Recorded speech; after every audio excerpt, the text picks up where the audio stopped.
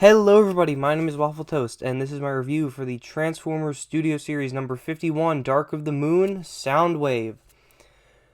And I know I say this with almost every Studio Series figure I review, but this is probably one of my most favorite Studio Series figures I own. Honestly, just based on looks alone, he is one of the most accurate. Actually, we'll start with that. Everything else is pretty much spot on. You could just see it's the chest that's the most inaccurate.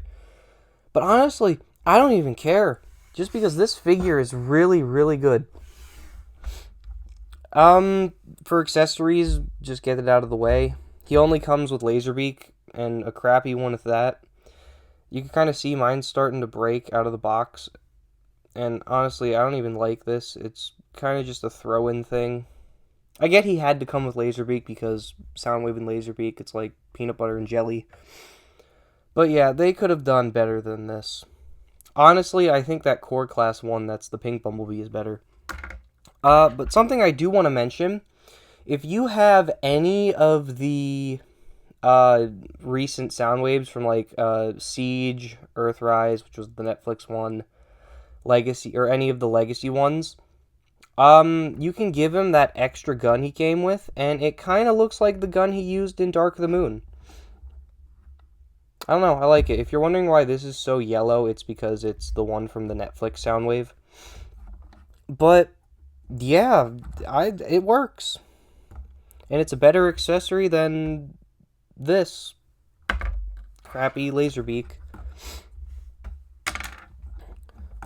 So yeah, I really love the look of this figure. He is pretty spot on to how he appeared in Dark of the Moon. Yeah, I think it looks amazing. The only one nitpick I have is the shoulders sit back a little bit too far, like you could see. And he's pretty back heavy. He has no heel support, which again, just nitpicks. The backpack though, honestly, I don't mind it. It's not that bad. Like, compared to a lot of other Studio Series figures where they just throw the car onto the back, this is perfectly fine in my opinion. Yeah. I get he could use some more paint on the speakers. Like, you could see there's... I'll just see if it'll focus. There's, like, blue in the speakers. And there is blue in the movie on the speakers, but... I mean, I'm too lazy to do it myself, and I'm content with the way the figure is now. So, yeah. For articulation, the head is on a ball joint, but he has like collar pieces that kind of block it from moving side to side, so that's pretty much all you're going to get out of it. No 360, he could look down that far. He can look up pretty far. Shoulders can do a 360. They can go out all the way, but they're sort of limited because of this shoulder panel, and they line up for transformation. Oh no, it goes up a little bit further than that. So yeah, I'm wrong. He has an elbow joint, which goes, I want to say like 1 degree above 90, so it's basically 90. A swivel there, no wrist swivel because of the way it transforms. No waist swivel because of the transformation. Legs are on a ball joint, they can go forward that far. If you move the backpack out all the way, they can go back that far. Knees bend a little under 90 degrees. They can go forward for transformation.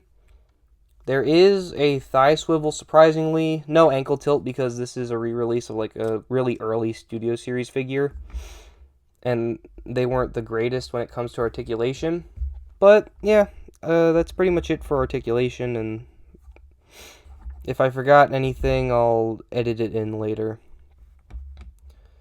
There's a balancing issue with this figure. You kind of have to get everything lined up so he doesn't fall over. So, for comparisons and whatnot, Chief, Kiryu, you can see how that looks. For the actual size, he is about 4.5 inches tall to the top of the head. For the people who do not live in America, about 11.5 centimeters tall to the top of the head. Wait, hold on. Yeah. about 11.5 centimeters. So, with that being said, let's get into the transformation.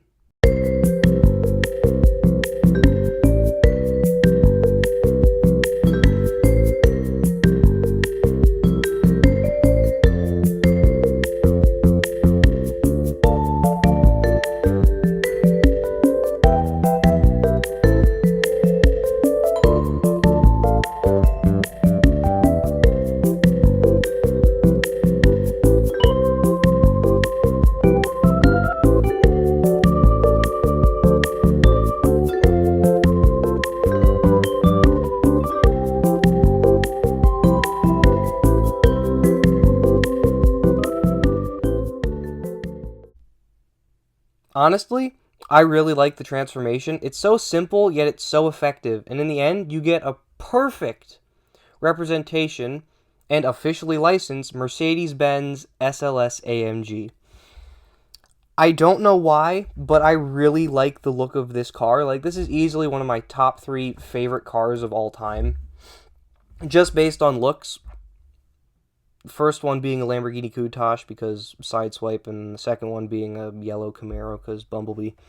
But yeah, this is easily top 3 favorite cars, and just quick weapon storage, you can plug Laserbeak to the top of the car, but who cares, because Soundwave.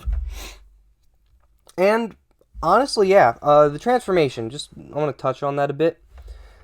Everything else is pretty much perfect, except 2 things. One is these headlight sections, because they're very finicky, so I end up just popping them off the ball joint and putting them back in the correct orientation. And 2, the head, because you have to force it past this pinned part for the shoulders. And I don't know if you can see it, but the ears of Soundwave have started stressing and almost warping. So I would be careful of that. And then my biggest complaint with any early Bayverse figure is clear plastic. I don't care if they use clear plastic, just make it tinted so it's harder to see the robot stuff. Like, it's not that hard to mix some black plastic in with the clear plastic. But yeah, other than that, perfectly fine. I really like it. And my camera just went out of focus. What the heck? Yeah, so for the size of the figure, about 5 inches long for the people who do not live in America, about 13 centimeters long, about 2¼ inches wide, and for the people who do not live in America, about 5.5 centimeters wide. So, yeah. If you've watched till the end, you obviously enjoy my content. Consider liking, subscribing, all that good stuff if you want to. And until I upload again, whenever that may be, goodbye.